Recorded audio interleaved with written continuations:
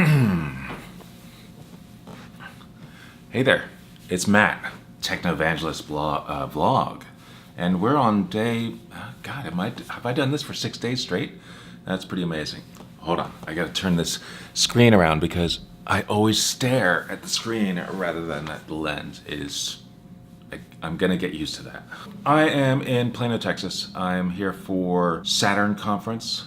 You know, much of the day has been spent in conference sessions, learning about all sorts of things. Well, I'd love for it to be that's all I did, but part of the morning was spent working on the training platform. I mentioned that in the last video. Then I was able to actually go to the conference, and I went to a few different sessions. Two that really stood out were one was with Paulo Merson and James Ivers talking about documenting software architectures. The presentation, the workshop, was based on a book they were two of the many authors called Documenting Software Architectures. And they talked about diagramming, what's the role of diagramming in documenting software architecture versus software design. What's the place of UML? Is UML still relevant? And what needs to be documented? When you need to document a software system, what needs to be documented? Now, it was an interesting talk. It was interesting, and there was a lot of it over my head, but there was a lot of it I got out of that. But what really made it relevant to me was actually an article I saw this morning on my news feeds from, who wrote this? This is a guy named Asher Sturkin. And he wrote an article called Serverless Architecture Language. I saw it on Hacker Noon, but it's on Medium. And he goes through some of the architecture diagrams that you get from Amazon that talk about here's how to build whatever application. And they're often filled mostly with all the AWS icons. And it's kind of hard to tell what's really going on. And combine that talk that I saw with this article, it's like, oh, yeah, I got it. Okay, I need to use this more. I need to do that because actually I ran into this problem when building out my serverless application for assessing whether a learner has done what they said, what we told them to do in our training platform, as well as for my live blogging, my session at reInvent. Building out those two applications and building out other applications on Lambda and step functions, trying to figure out how do things fit together. I draw things out on a piece of paper, essentially, basically on my iPad.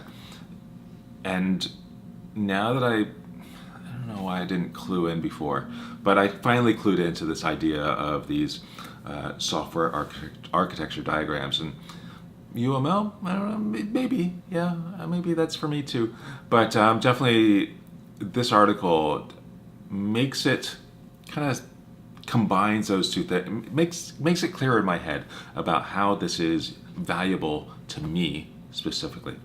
So that's pretty great learning. Got to see J. Paul Reed before his presentation, but I didn't actually sit in on his presentation. I wanted to see another one. I wanted to see a different one, which I didn't end up staying in. But then I went to another session called Continuous Delivery with Containers by Daniel Bryant. He's Daniel Bryant UK on Twitter.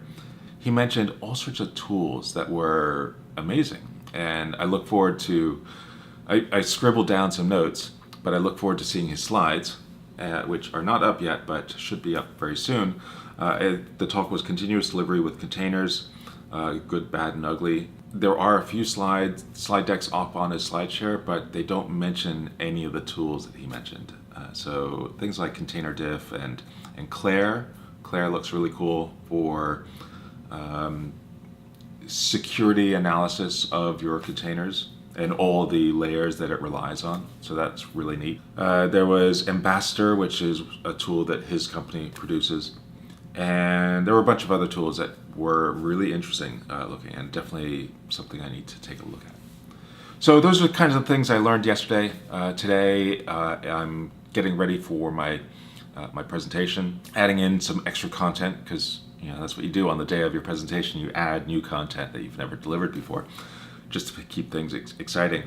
But I definitely am going to be adding some content around better logging of your Lambda functions and Lambda and step functions, and better diagramming. So I'm going to incorporate a little bit of what I learned in that session yesterday and a little bit from this article, and I'm going to try to incorporate that into my presentation that I'm going to be delivering later today. Again, that presentation is basically the same thing I did at reInvent, but morphed over time, about orchestrating Lambda using step functions. So that's kind of my gig. Yeah, I think that's it. Okay, cool. Well, thanks so much for watching. All one or two of you. Thanks so much for watching. Bye.